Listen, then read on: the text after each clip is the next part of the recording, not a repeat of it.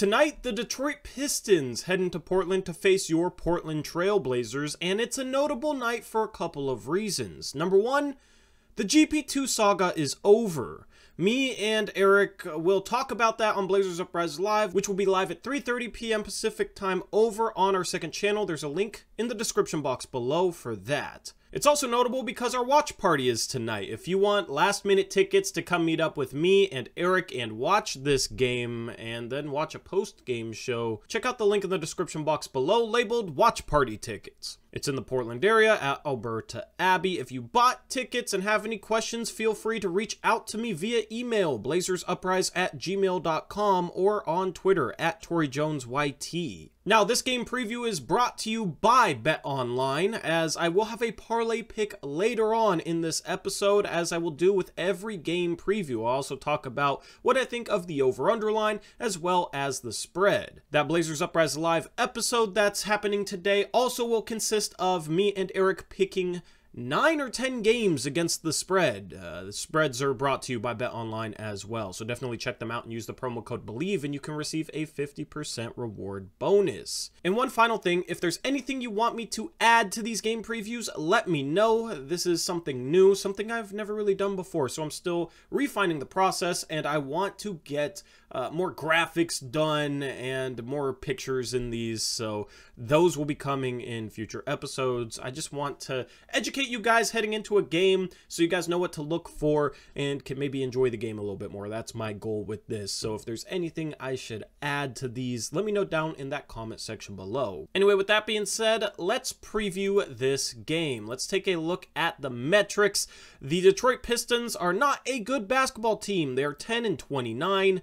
3-7 in their last 10. They're not good at home, even worse on the road, and this is the first matchup between these two teams this season. The Blazers have played the fewest amount of home games in the entire NBA, only 14 for them. I believe the next closest is 16 home games that have been played by the Los Angeles Lakers. So one home game, and then the Blazers head out on the road for a 3-game road trip, and then they'll get a ton of home games after that. Here are the metrics for both teams. As you can see, Detroit is in the bottom 10 in both offensive and defensive rating, and one of the worst net rating teams in the league.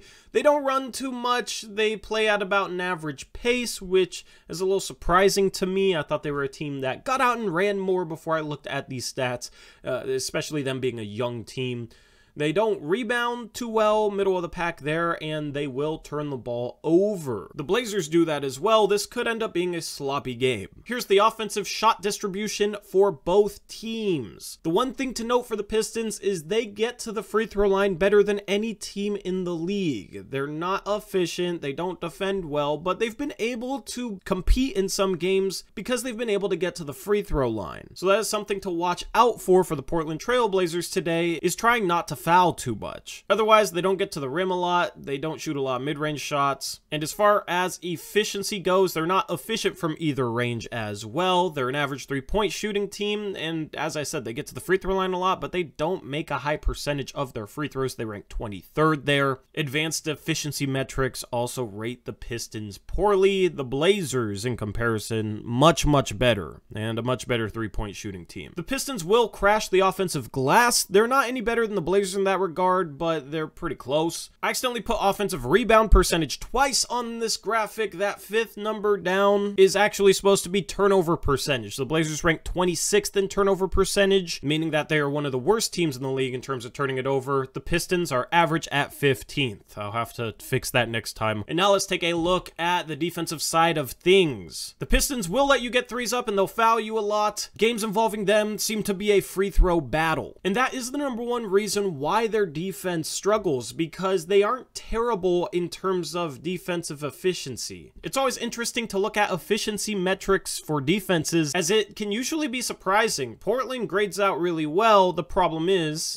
they let opponents get to the rim a lot. As you can see, they are 28th in terms of opponent rim rate, which means opponents get to the rim a lot for them. A key for the Pistons will be to get to the rim and get to the free throw line and attack downhill. That's really the only only way the Pistons can hang in this game offensively. Now let's take a look at some miscellaneous defensive numbers. Adjusted defensive rating takes into account strength of schedule and adjusts for it. Portland is actually better in that regard than people seem to think, as they've had one of the hardest schedules in the league for their defense, meaning they've faced a lot of really good offenses. The Pistons have as well. Both of these teams aren't too great on the defensive glass. That'll be an area to watch out for. And while both of these teams turn it over a lot, they don't force many turnovers, so that's another thing to look for. Anyway, those are the stats for this game. I will label those a little bit better in the next episode. Some key players to watch out for. Cade Cunningham is out for the season.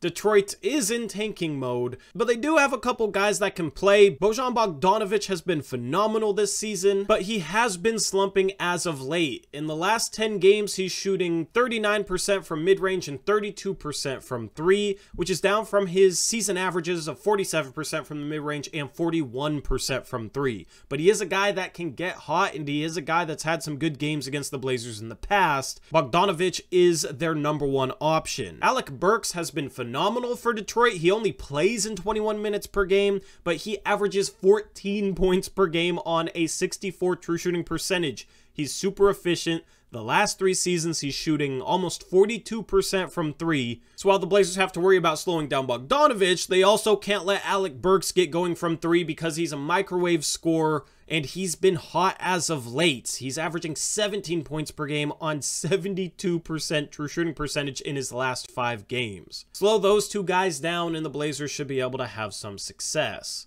The Pistons also have Marvin Bagley III, who has fallen under the radar after becoming a bust in Sacramento. Of course, he was taken before Luka Doncic in the draft a few years ago. But he is the 11th best player in the league when finishing around the rim. This isn't accounting for any sort of self-creation. He's not a self-creator, but he can attack the offensive glass. And if you get too stretched out defensively, worrying about shooters like Bogdanovic and Alec Burks, then Marvin Bagley can do some damage on the interior, whether it's slipping screens, making the right cut, or crashing that offensive glass. And then for the Portland Trail Blazers, Gary Payton II is back. A couple of stats for him. He graded out as the 2nd best defender in the NBA in EPM last year.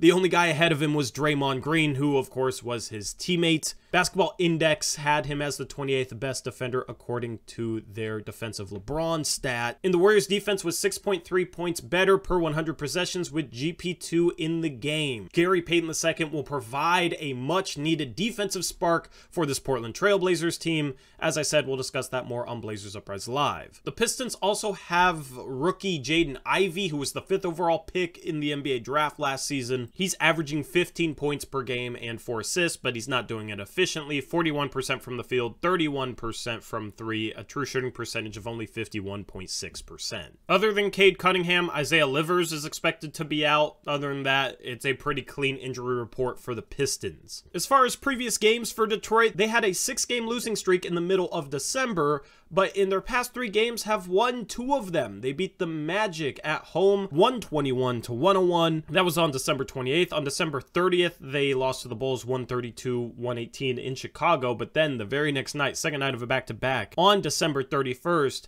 they went into Minnesota and beat the Timberwolves 116-104. In that game, Bogdanovic had 28 points and 5 assists. Marvin Bagley had 18 points, and 7 total Detroit Pistons players were in double figures. Another thing of note, Killian Hayes will miss this game for the Pistons as he threw a elbow to the back of Mo Wagner's head a couple games ago. So he is currently suspended. He will miss tonight's game. He's been a guy that, if he gets hot and starts making shots, can make things happen, but has been super inefficient for pretty much his entire career. But he has been a guy that, if he has it going, can make a difference for the Pistons, so that will be a loss for them. As far as matchups go, I would like to see Jeremy Grant on Bogdanovic. Bogdanovic has been starting at the 3. The Pistons have been starting bigger with Isaiah Stewart at the 4 and Jalen Duren at the 5. Obviously, whoever starts at the center spot for Portland, whether it's Yusuf Nurkic returning off his illness or Drew Eubanks, they'll take the matchup with Duren. I think Josh Hart's just strong enough to bang down low with Isaiah Stewart, and then you put probably Anthony Simons on Jaden Ivey, Damian Lillard on Sadiq Bey. That's the matchups I would go with, but this this Pistons starting five is a bigger group.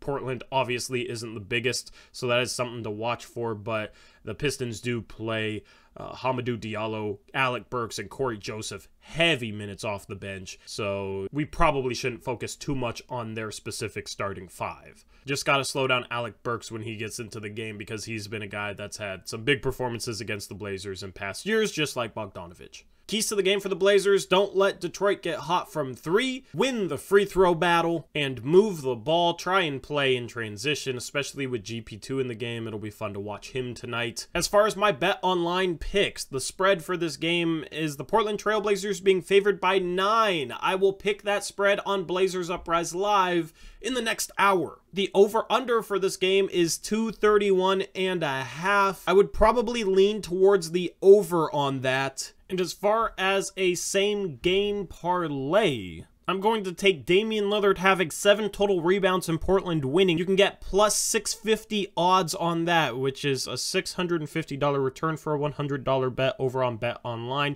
There were some other interesting parlay options that were far more unlikely but provided a much higher return. So if you want to check out any of those parlay options, check out Bet Online and use that promo code BELIEVE. Once again, this game preview has been brought to you by Bet Online. And with that being said, that's a wrap. Hopefully you enjoy the game tonight. As I said at the start, if you want to come join me and Eric and watch the game with us and watch a post-game show or ask a question on a post-game show, check out our watch party tickets down in the description box below. Blazers Uprise Live coming up soon on our second channel, and I'm out of here. I'll catch you next time. Until then, as always, peace out.